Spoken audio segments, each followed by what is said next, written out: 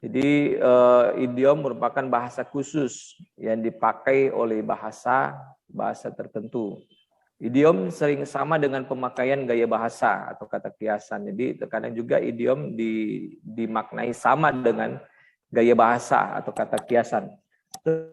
Tetapi karena kekhususan cara berpikir dalam bahasa Ibrani, maka hal ini dibedakan. Jadi untuk konteks bahasa Ibrani memang terkait dengan idiom ada perbedaan. Oleh sebab itu harus dibedakan untuk idiom dalam bahasa Ibrani.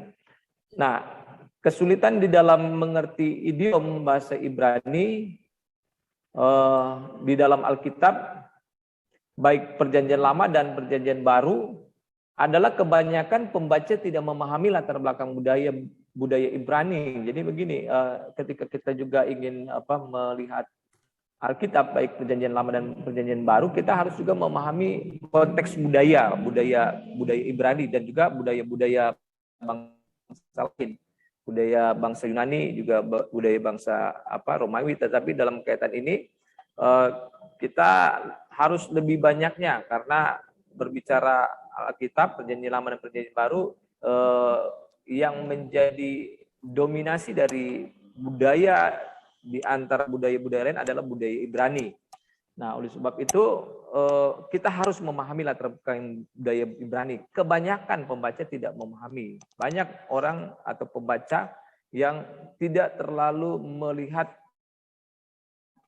latar budaya. Nah, oleh sebab itu di dalam budaya Ibrani ada beberapa hal yang di antaranya ada sebuah istilah, ada istilah yang disebut dengan anthropomorphisme. Artinya mengambil bentuk manusia. Nah, di dalam Alkitab banyak dipakai khususnya berbicara tentang Allah. Itu diperhatikan bahwa seringkali arti kata-kata tersebut bukan menunjuk kepada arti harafiahnya. Nah, contohnya tangannya yang kuat. Nah, kalau kita tafsirkan secara harafiah, walaupun tadi juga sudah dijelaskan bahwa idiom seringkali juga dimaknai sebagai gaya bahasa atau kata kiasan. Makanya dalam hal ini, contoh ini, tangannya yang kuat, ya sama seperti Allah aku adalah roti, ya kan? Itu juga merupakan gaya bahasa yang masuk dalam meta. Nah, makanya idiom dalam hal ini berbicara mengenai anthropomorphisme yang artinya mengambil bentuk manusia, di mana ketika Allah ingin mengungkapkan tentang dirinya di sini, Allah menggambarkan bahwa seperti dia mempunyai tangan. Karena dengan pernyataan ini, tangan yang kuat, sepertinya kalau kita melihat atau menafsirkannya secara harfiah, maka kita akan menganggap bahwa Allah punya tangan. Seperti itu. Nah, makanya kita harus pahami dalam penggunaan bahasa, dalam hal ini bahasa Ibrani, kita harus pahami ada beberapa kategori yang masuk dalam idiom-idiom bahasa Ibrani, yaitu salah satunya adalah anthropomorphisme.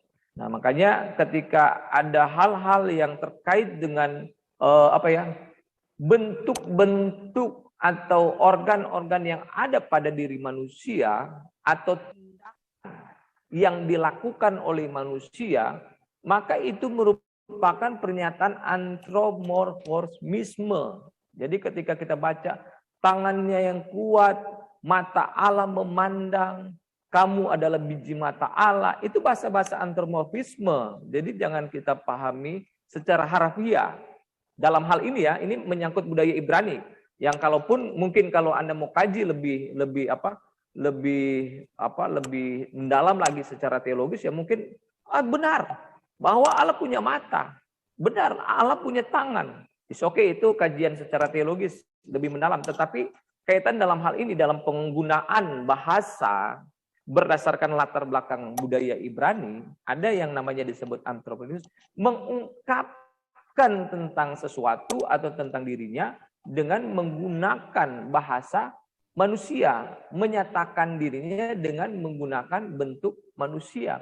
Tetapi sebenarnya tidak seperti demikian. Nah, sebab itu ketika kita juga membaca pernyataan salah satunya seperti ini, kita harus memahaminya bahwa ini bahasa anthropomorphisme. Allah ingin menyatakan, menggambarkan dirinya dengan bentuk manusia. Seperti itu. Ada pertanyaan sampai di sini?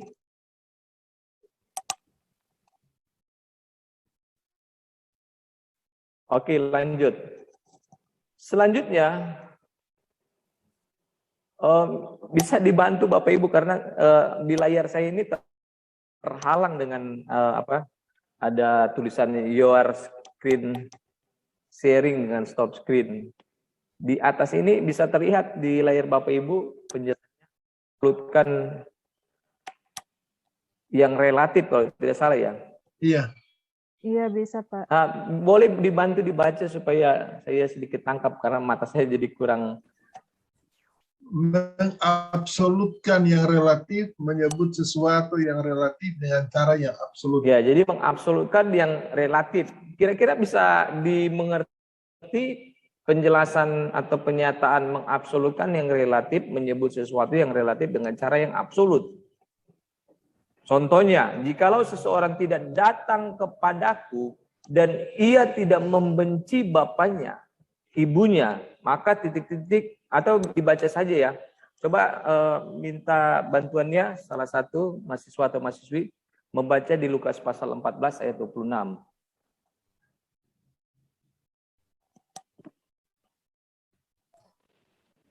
Jika seseorang datang kepadaku tetapi tidak membenci ayah, jikalau seorang datang kepadaku dan ia tidak membenci bapaknya, ibunya, istrinya, anak-anaknya, saudara-saudaranya laki-laki atau perempuan, bahkan nyawanya sendiri, ia tidak dapat menjadi murid. Minta maaf, ini mungkin dikoreksi saya, salah tulis kayaknya. Jikalau seorang datang, bukan tidak datang ya. Ya, salah tulis, minta maaf yang ini. Jadi jikalau seorang datang kepadaku, kepada Kristus, kepada Yesus, dan ia tidak membenci bapaknya, ibunya dan seterusnya. Nah sekarang begini pertanyaannya. Pertanyaannya, apakah benar bahwa kalau orang mau datang kepada Kristus, orang itu harus membenci bapaknya, membenci ibunya, saudaranya, dan sebagainya. Bahkan memang mutlak harus seperti itu. Ya walaupun nanti mungkin ada bapak ibu yang tahu, ini bahasa aslinya bukan bertendensi kepada apa yang kalau kita dalam bahasa Indonesia membenci itu seperti ini, seperti itu. Tapi mungkin pisahkan dulu untuk konteks itu. Nah, tetapi sekarang apakah benar bahwa kalau seseorang mau datang kepada Kristus, ia harus membenci bapaknya, ia harus membenci ibunya, membenci saudaranya, bahkan membenci dirinya sendiri? Apakah harus, dalam artian harus itu kan berarti mutlak? Apakah harus seperti itu? Silakan Bapak Ibu berikan komentar atau tanggapan dulu.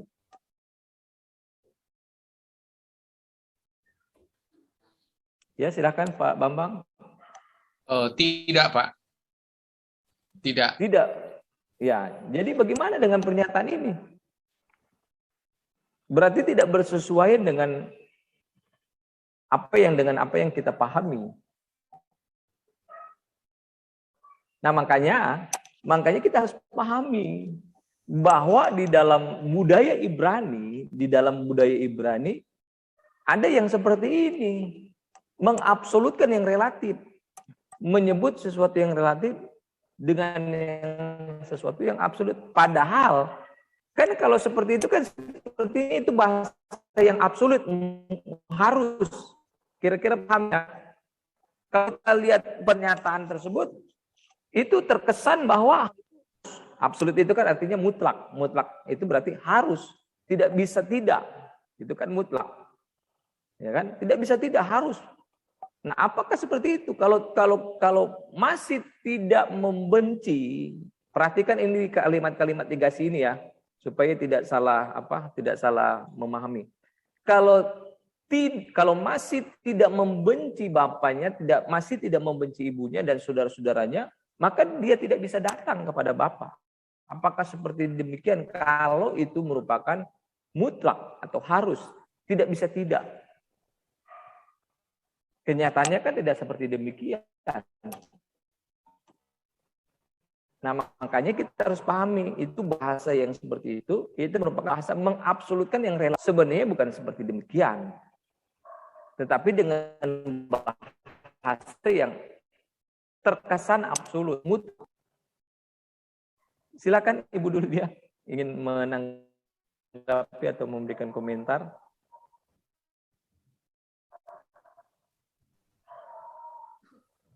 Atau yang lainnya silakan. Ayo silakan Ibu Ludia. Karena saya lihat di unmute suaranya. Enggak sengaja sih Pak ini. Oh, Tapi, iya. Tapi silakan. Mungkin yang dimaksud di sini adalah bagaimana keadaan seseorang itu yang bisa memenuhi syarat menjadi murid Tuhan Yesus, yaitu dia tidak membenci bapaknya, ibunya, istrinya, anak-anaknya. Membenci. Justru harus membenci di situ. Jikalau ini ayat 26, jika seorang datang kepadaku dan ia tidak membenci bapaknya, ibunya, istrinya, anak-anaknya, saudara-saudaranya laki-laki atau perempuan, bahkan nyawanya sendiri, ia tidak dapat menjadi muridku. Jadi kalimat negasi itu kan sebenarnya ingin memberikan penjelasan atau pernyataan harus benci.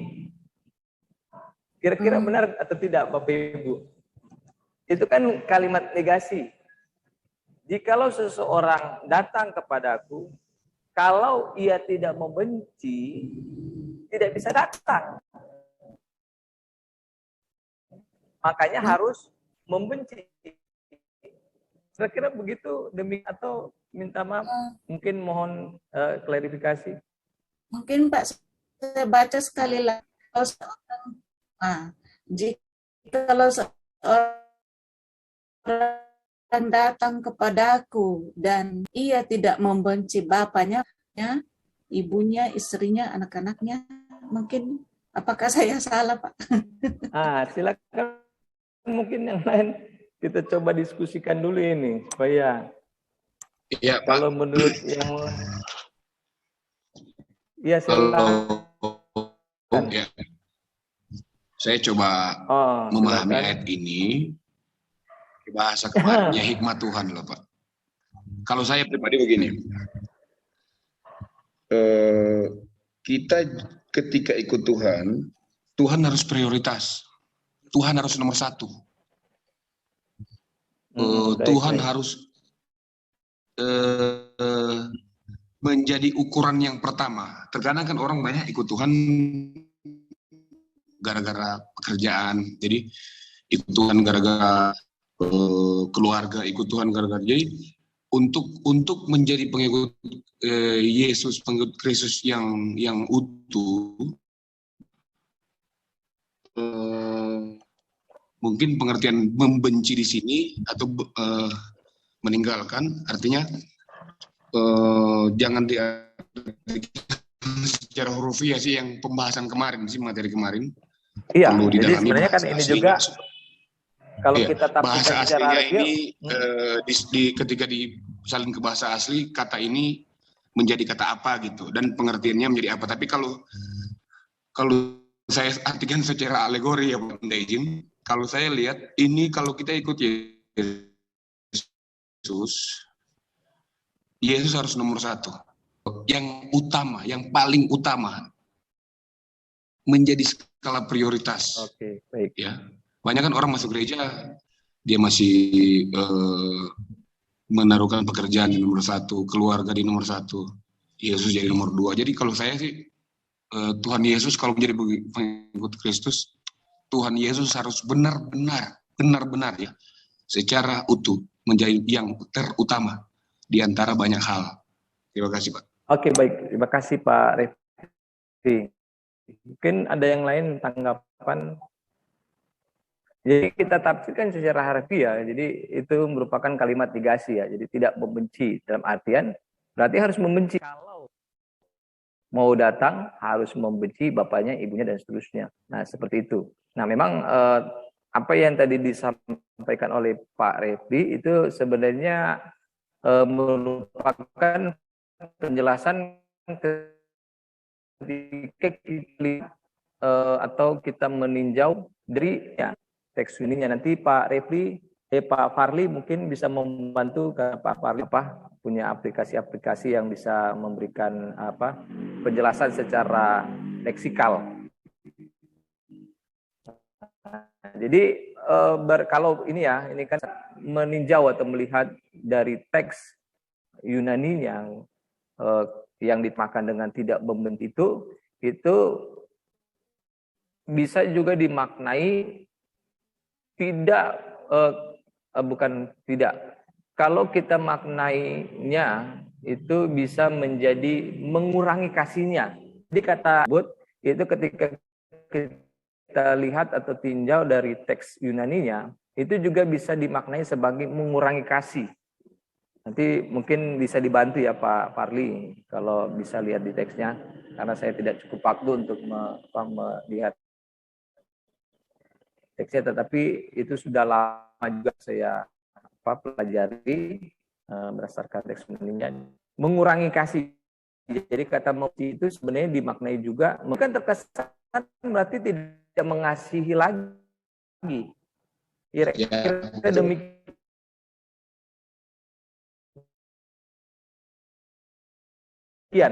Ya kan? Tuhan Yesus bahasa persepsi bahasa kita manusia maka terkesan bahwa tidak mengasihi, ya kan? Benci kan, kalau orang begitu kan sudah rasa kasih lagi, tidak ada rasa sayang lagi. Seperti itu. Nah, makanya ketika kita lihat dalam teks Yunaninya, kata Yunani tersebut itu juga bisa dimaknai sebagai mengurangi kasih. Artinya kasihnya itu jangan terlalu berlebih. Pernyataan Yesus itu juga kalau kita tinjaukan teks Yunani, maka itu memberikan perbandingan. Jangan kasihmu pada keluargamu itu melebihi daripada kasihmu terhadap aku, terhadap Kristus.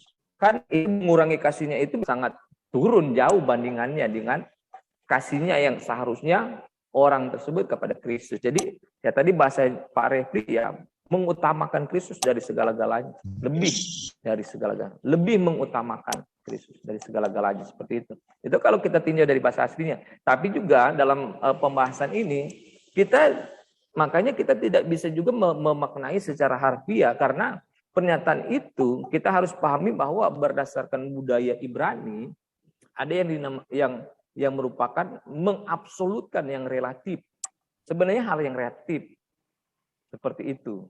Kira-kira itu bukan sesuatu yang harus seperti itu. Ya walaupun ada perbandingan kadar yang harus diturunkan oleh orang tersebut kalau mau datang, mau mengikuti Yesus. Seperti itu. Oke, ada komentar atau tanggapan? Halo, selamat malam, Pak. Iya, selamat malam. Sorry kalau ribut ini, ada pesta di samping, jadi memang banyak cuman diam-diam. Memang kalau di Manado banyak, makanya di tempatnya Pak Fahri juga. Iya, Pak Refli, ya. Thank you. Silakan. Terima kasih buat kesempatan. Menambahkan saja, saya cukup setuju dengan apa yang disampaikan Pak Refli tadi. Mungkin kalau saya pakai bahasa ayat yang tadi ya, Lukas pasal 14 ya. Jangan diartikan secara harfiah untuk membenci, karena kalau kita artikan secara harfiah itu akan kontradiksi dengan 1 Yohanes ya, 1 Yohanes berapa itu ya? Barang siapa membenci saudaranya, dia ada dalam kegelapan, ya. Jadi jangan diartikan harfiah. Kalau tadi Pak Refli memaknai alegoris atau pengertian rohaninya harus memprioritaskan Tuhan ya. Mungkin kalau saya suatu sikap atau siap mentaati Yesus apapun resikonya. Jadi sekalipun akan dibenci orang tua, dibenci kakak, adik, bukan kita yang membenci, justru kita tetap mengasihi mereka.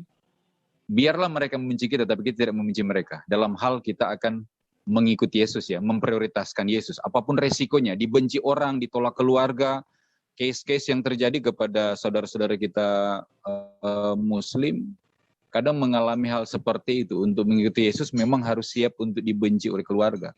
Tapi dalam hal ini mereka mengambil keputusan untuk ikut Yesus kan tidak membenci saudara-saudaranya maupun orang tuanya.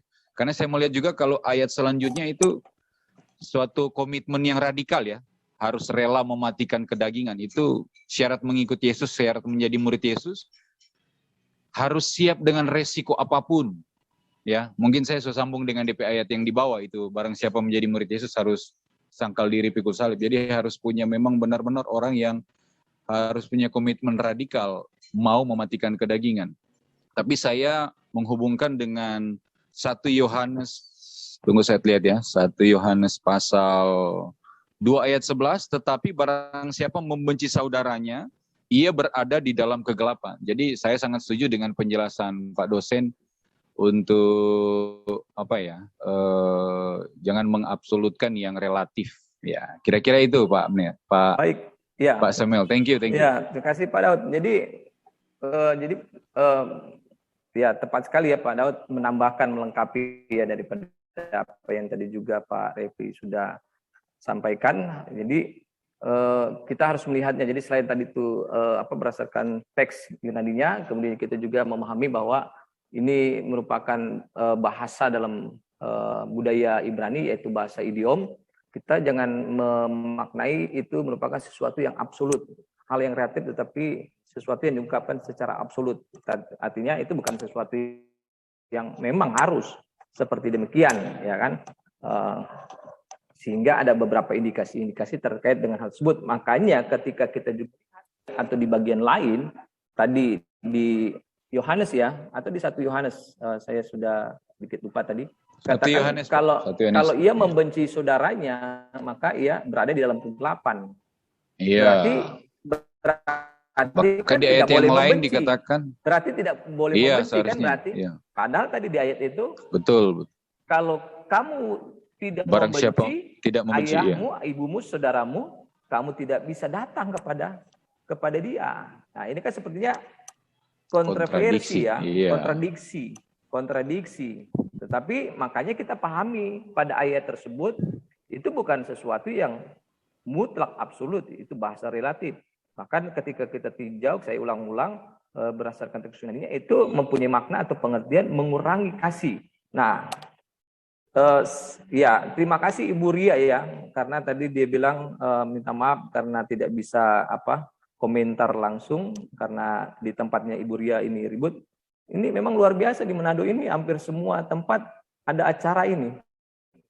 Baik di tempatnya Pak Farli, di tempatnya Pak Daud, Ibu Ria juga bilang tidak bisa menyampaikan secara langsung, ada menyampaikan lewat chat.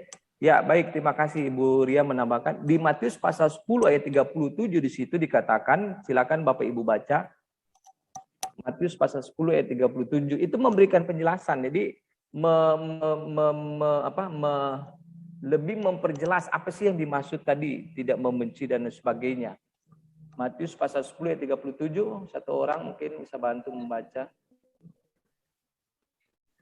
Matius pasal 10 ayat 37. Barang siapa mengasihi bapa atau ibunya lebih daripadaku, ia tidak layak bagiku. Dan barang siapa mengasihi anaknya laki-laki atau perempuan lebih daripadaku, ia tidak layak bagiku. Di situ kan ada pernyataan lebih daripadaku. Yes. Kan barang siapa mengasihi. Berarti ini terkait dengan konteks mengasihi kan. Tetapi mengasihi di sini ada komparasi, ada perbandingan. Ada lebih dari Yesus, ya kan? Jadi kalau orang yang mengasihi bapaknya atau ibunya lebih daripada Yesus, maka ia tidak layak. Berarti boleh mengasihi, tetapi tidak boleh lebih daripada kasihnya terhadap bapak dan ibu dan terhadap Yesus. Makanya tadi jangan salah prioritas ya. Ya, jadi tadi Pak Revi bilang skala prioritas. Jadi Yesus itu harus lebih daripada segalanya, termasuk orang yang Memang seharusnya kita kasihi lebih daripada segalanya. Dari segalanya maksudnya yang manusia yang ada di dunia ini. Jadi Yesus itu harus dari segala yang ada. Jadi barang siapa mengasihi bapak atau ibunya lebih daripadaku, dia tidak layak. Dan barang siapa mengasihi anaknya, bukan lagi orang tua, tetapi kepada anaknya juga. Ya kan biasanya orang tua yang lebih mengasihi anak daripada anak mengasihi orang tua ya. Kan ada perbandingan-perbandingan. Jadi di sini Yesus juga memberikan perbandingan-perbandingan. Jadi anak biasa mengasihi orang tuanya lebih daripada orang lain, tetapi dia lebih mengasihi anaknya dibandingkan orang tuanya. Tetapi lebih daripada ia mengasihi orang tuanya dan lebih daripada mengasihi anaknya, dia harus lebih mengasihi Yesus. Ya, seperti itu. Oke, baik. Terima kasih semuanya yang sudah memberikan komentar atau tanggapan-tanggapan. Kita lanjut. Kalau masih ada komentar atau ingin menambahkan, silakan. Oke, terima kasih. Ya, silakan. Iya, memang kata membenci ini memang sangat sulit untuk dipahami. Iya, makanya kalau kita pahami secara harfiah, maka kita akan terjebak. Iya. Kita akan terjebak. Wah, berarti kita harus benci. Habis ini kita harus bilang kepada istri kita, saya tidak sayang lagi kepada kamu, saya benci kepada kamu. Kan seperti itu, terjebak. Tapi juga kita akan berbenturan dengan ayat tadi yang disampaikan oleh Pak Daud di 1 Yohanes atau di Yohanes. Kalau kamu membenci saudaramu, maka kamu sedang berada dalam kegelapan. Silakan Pak Farid, minta maaf.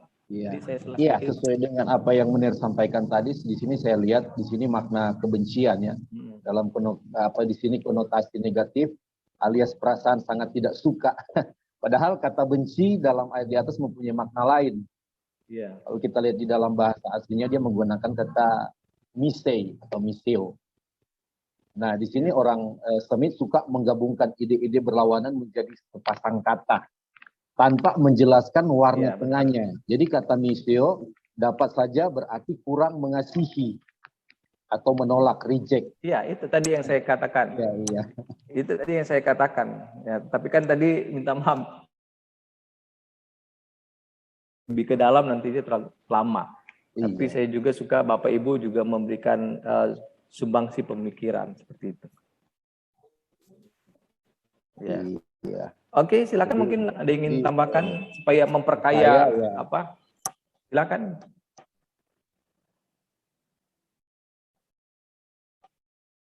Ya, jadi kita bisa lebih diperkaya lagi dengan apa hal yang ada dalam Alkitab. Bagaimana caranya kita memahami Alkitab? Bagaimana kita memperlakukan ayat-ayat tertentu yang tidak tidak seharusnya dengan semena-mena kita langsung mengartikan ayat-ayat tertentu dalam Alkitab begitu saja, sebagaimana apa yang kita pikirkan, sebagaimana apa yang dalam budaya kita, sebagaimana apa yang menjadi kebiasaan kita, itu yang harus kita hindari, harus kita hati-hati. Seperti itu. Oke, lanjut. Selanjutnya, sebaliknya ini. Kalau tadi mengabsolutkan yang relatif, sekarang merelatifkan yang absolut. Jadi menyebutkan atau mengatakan atau menyampaikan sesuatu yang absolut dengan cara yang relatif. Jadi kalau tadi kan sebenarnya itu hal yang relatif, tetapi membahasakan, mengungkapkannya seperti absolut, mutlak harus. Tetapi ini sebaliknya. Jadi hati-hati juga dengan hal ini. Merelatifkan yang absolut, menyebut atau menyampaikan sesuatu yang sebenarnya ini absolut, tetapi dengan cara yang relatif. Nah, contoh Lukas pasal 11 ayat 32. Pada waktu penghakiman, orang-orang Niniwe akan bangkit bersama angkatan ini dan mereka akan menghukumnya. Jadi ini dengan bahasa yang relatif, tetapi sebenarnya ini absolut. Nah, kira-kira bisa dipahami ya. Oke. Pak, ya silakan. Mungkin ada satu ayat boleh saya ini ya tambahkan untuk bahas bersama masih dengan pola tata bahasa yang sulit dimengerti mengenai Markus 16 ayat 18. Ini ayat yang sering ditantang Yahya Waloni kepada seluruh orang Kristen di muka bumi. Di mana? Minta maaf. Markus 16. Markus 16 ayat tentang minum racun Pak itu. Oh iya. Itu ayat yang sering diulang-ulang oleh Ustadz Yahya Waloni di setiap YouTube-nya. Karena dia bilang ada satu ayat yang orang Kristen paling takut. Memang untuk membawa pengertian tentang ayat ini, saya pikir sama dengan tadi, jangan diartikan secara hurufiah. Betul itu. Ketika kita tidak minum racun, kita tidak mati. Coba tes, siapa yang minum racun tidak mati? Jangan. Mati. Saya tidak berani. Jangan tikus minum racun mati. Ya. Memang kita tidak perlu menjawab hal ini. Ya, jadi betul. banyak pendeta itu tidak mau menjawab. Iya, dia menantang ini. Nah, menurut Bapak bagaimana Pak soal ayat ini Pak? Coba tolong bahas sedikit lah Pak ya. Iya, saya setuju dengan hal itu. Jadi kita makanya perhatikan, jangan kita artinya menafsirkan ayat-ayat itu secara harfiah. Jadi memang dalam menafsir ada namanya metode harfiah, tetapi metode harfiah juga tidak menafsirkan seluruh ayat secara harfiah. Jadi metode harfiah juga menerima bagian-bagian atau ayat-ayat tertentu yang merupakan bahasa kiasan atau bahasa khusus. Nah, seperti itu, makanya dalam hal itu juga kita juga jangan terjebak secara harfiah seperti demikian. Walaupun bisa juga memang akan terjadi demikian, tetapi tidak absolut. Beda ya, bisa pahami ini ya. Tidak absolut artinya ya memang semua orang kan bisa seperti itu. Kalau minum racun tidak akan mati, bukan bahasa seperti itu. Itu kan bahasa yang absolut. Tetapi itu bahasa yang relatif. Artinya bisa memang ada orang tertentu yang kalau minum racun artinya Tuhan tolong. Tapi juga jangan sampai mencobai. Karena ini ayat ini kemudian ditafsirkan secara saya pasti tidak akan mati. Itu namanya mencobai. Kalau Tuhan tidak perkenankan ya jangan dengan mencobai. Ini bahasa yang makanya banyak hal itu. Kalau itu luas itu Pak Refli. Jadi bisa kita memahami jangan secara absolut hal itu, tetapi juga kita harus memahami hal itu. Ini merupakan bahasa yang ada makna tersendiri terkhusus terkait dengan hal tersebut. Kita harus pahami secara berbeda dengan bagian yang lain. Ya, walaupun ada orang-orang tertentu yang mungkin diperhadapkan dengan situasi yang seperti itu, baik mungkin dia tidak ketahui, kan banyak kesaksian-kesaksian ya di pedalaman-pedalaman. Ketika orang melakukan penginjilan ke pedalaman-pedalaman daerah-daerah yang mistik, yang penuh dengan mistis dan hal yang daerah-daerah yang memang sangat sukar untuk dijangkau, dan biasanya mereka melakukan sesuatu untuk membunuhlah, tapi dengan cara yang seperti itu, memberikan racun. Dan banyak kesaksian yang pada akhirnya ketika minum racun, ada yang tidak sempat minum racun, pecah minuman itu, gelas tersebut, kemudian mereka jadi, kemudian ada yang minum dan akhirnya tidak mati. Seperti itu. Nah, itu kan berbeda konteksnya. Jadi jangan kita absolutkan hal tersebut. Jadi bisa saja hal itu terjadi, tetapi tidak kepada semua orang. Dan jangan kita mencobai Tuhan. Karena kalau kita memahami itu secara harfiah, pasti Tuhan tolong. Berdasarkan ayat itu. Kenapa Tuhan tolong? Tuhan janji bahwa kalau kamu minum racun kamu tidak akan mati. Nah, makanya ini luas ya. Tapi perlu juga saya kaitkan terkait dengan hal tersebut, karena saya mengatakan jangan kita mencobai Tuhan. Jadi kalau bukan perkenanan Tuhan, bukan karena kita yang melakukan hal tersebut, mungkin karena ada motivasi ingin mendemonstrasikan kuasa Allah, itu yang hati-hati. Dalam kekristenan yang seperti itu banyak kali orang terjebak. Karena kalau kita lihat, kalau Bapak Ibu yang sudah mengikuti kuliah saya, Pak Daud, mungkin juga dengan Ibu Ludia, saya sudah menjelaskan terkait dengan Matius pasal 4, mengenai pencobaan, Yesus dicobai. Salah satu pencobaan yang dilakukan oleh iblis adalah apa? Membawa Yesus ke bumbungan Bait Allah di tempat tinggi, kemudian apa yang iblis katakan? Jatuhkanlah dirimu dari bumbungan itu, karena nanti tangan Allah akan menantang kau. Benar atau tidak begitu, Bapak Ibu? Benar ya Bapak Ibu, kisahnya, ceritanya seperti itu. Ya kan? Oke. Memang di dalam Mazmur kan ada. Di mana itu Mazmur itu? Coba Bapak Ibu baca. Ya, Pak Daud mungkin tadi ingin memberikan komentar atau pendapat, tanggapan, atau hanya merespon yang Matius oke. tadi penjelasannya. Ya, coba dibaca di Mazmur. Pasal berapa itu? 92 atau 104? Saya sudah lupa itu. Mazmur 91 ayat 11 dan 12. Ya, bisa dibantu untuk Oke, Mazmur 91 dibacakan. ayat 11 dan 12. Semoga ribut di samping nggak kedengaran ya, saya pakai headset. Iya.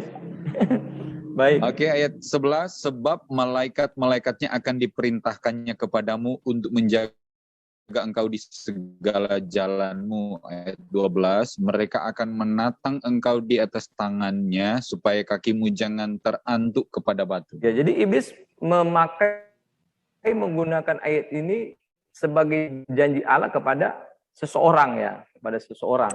Sehingga iblis melakukan hal tersebut kepada Yesus, menantang Yesus untuk dapat melakukan hal tersebut karena ada janji Allah, ada janji pertolongan Allah kepada orang yang akan terjatuh dari suatu tempat, bahwa Allah akan menatang, bukan beda yang menantang dan menatang mereka yang atau seseorang yang akan jatuh. Makanya iblis menggunakan tersebut. Bukan berarti Allah tidak akan menatang, tetapi dalam hal ini makanya tadi kita harus bijak melihat ayat-ayat tertentu. Jangan sampai kita terjebak dengan hal-hal yang secara harfiah kita lihat dan pada akhirnya kita melakukan kita coba benar tidak terjadi. Karena Allah berjanji akan menatang kalau seseorang akan jatuh, maka saya akan coba melakukan itu, kan berarti dia sedang cobai Allah. Makanya di dalam hal itu Tuhan Yesus tidak mau melakukan hal tersebut. Bukan berarti Tuhan Yesus tidak percaya bahwa kalau dia menjatuhkan diri dari bumbungan Bait Allah itu, Allah tidak menatangnya, tetapi dia tidak mau melakukan hal tersebut karena dia tidak mau mencobai. Dengan kata lain, kalau dia mau mencobai berarti kan itu kan semacam meragukan benar atau tidak Allah akan menatang. Nah, makanya sama seperti itu. Ketika kita mau semacam mendemonstrasikan kebenaran ayat tersebut, Markus pasal 16 ayat 14 atau 15, bahwa kalau kita minum racun, kalau orang Kristen minum racun maka tidak akan mati. Kita ingin coba benar atau tidak, itu kan berarti kita sementara mencobai Tuhan. Makanya jangan terjebak dengan situasi yang seperti itu. Oke, baik Bapak Ibu, jadi itu luas. Jadi baik tadi kita jangan tafsirkan secara harfiah, kita harus memahami ini bahasa idiom, dan memang hal itu bisa terjadi. Tetapi jangan sampai kita mempunyai sikap yang kita ingin buktikan Allah itu benar tidak. Nah, ini implikasinya ini sebenarnya luas. Hal ini menjadi fenomena yang terjadi dalam gereja atau kekristenan. Tapi saya tidak mau menjustifikasi. Silakan Bapak Ibu yang mungkin ingin memberikan komentar atau tanggapan. Tinggal 10 menit lagi waktu kita. Oke, saya lanjutkan saja.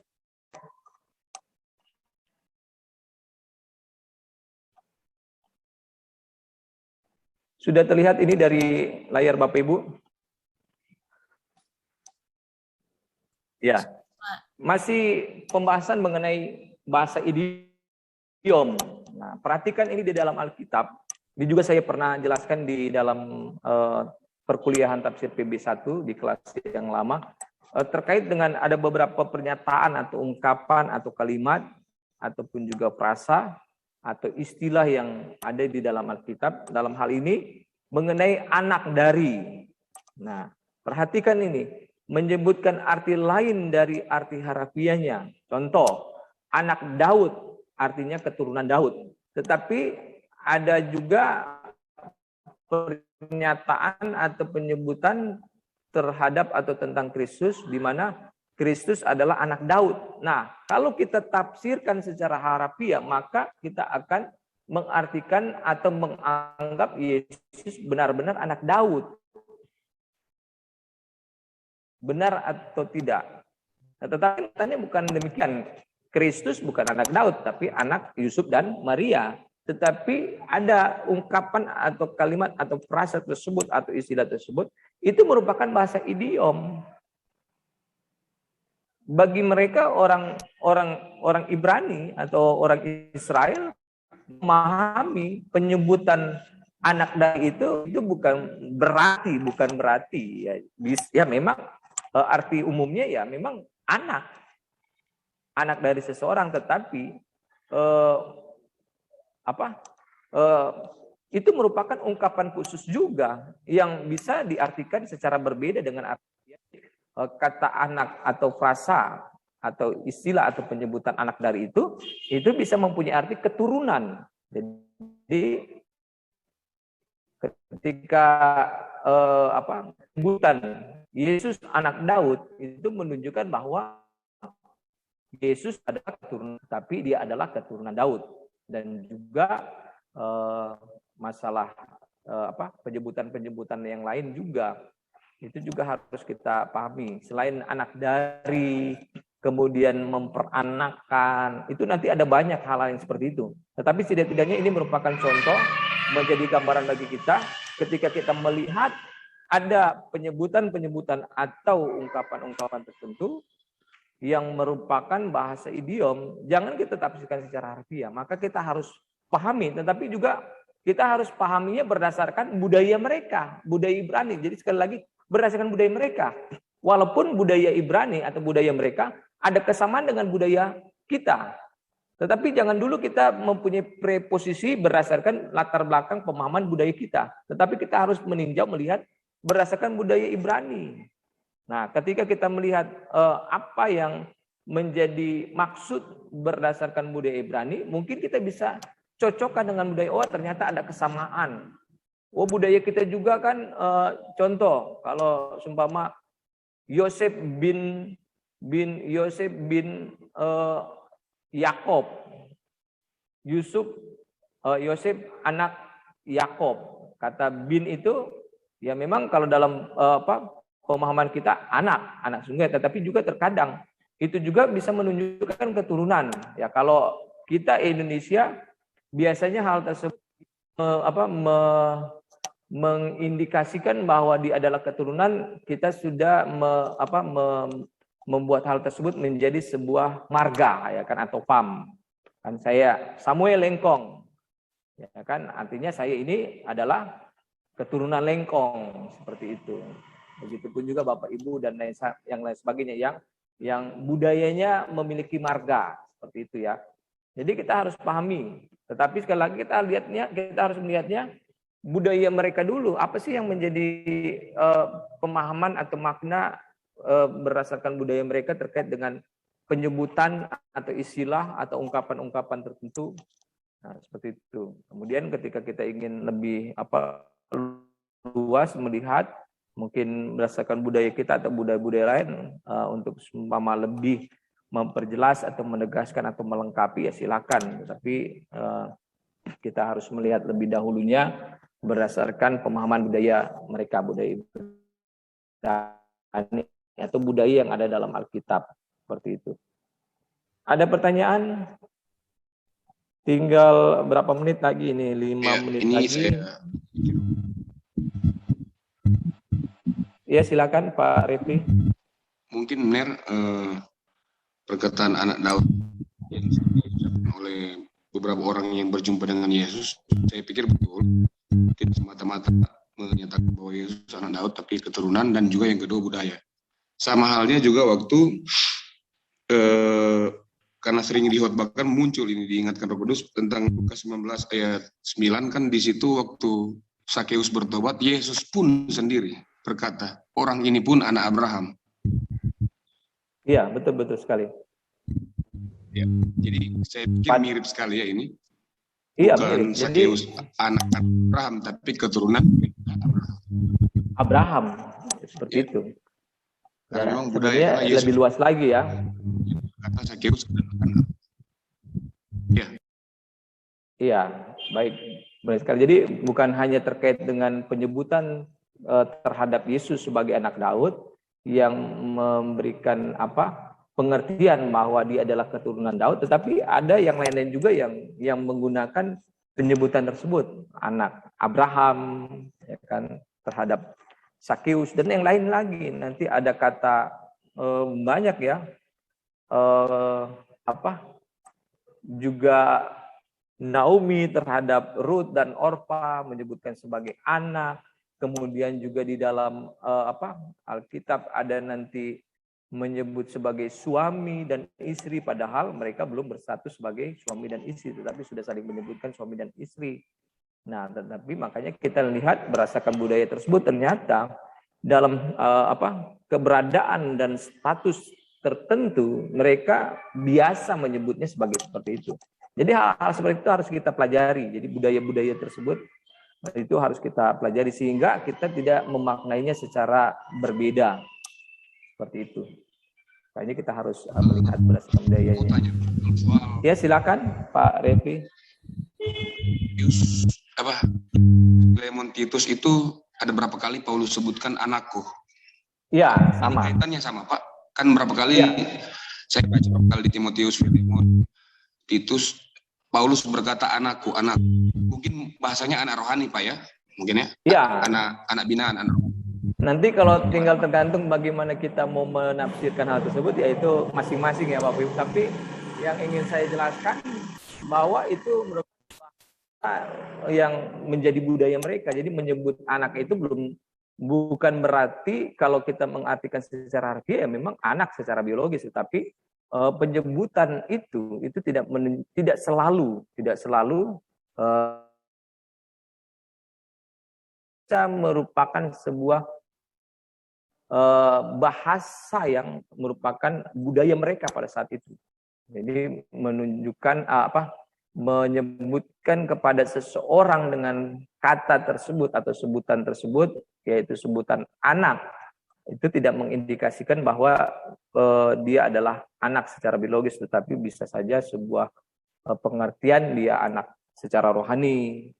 Beda lagi ya, karena itu merupakan relasi antara sesama orang yang percaya kepada Kristus. Makanya kita memberikan pengertian anak dalam arti itu artinya anak secara rohani, ya kan?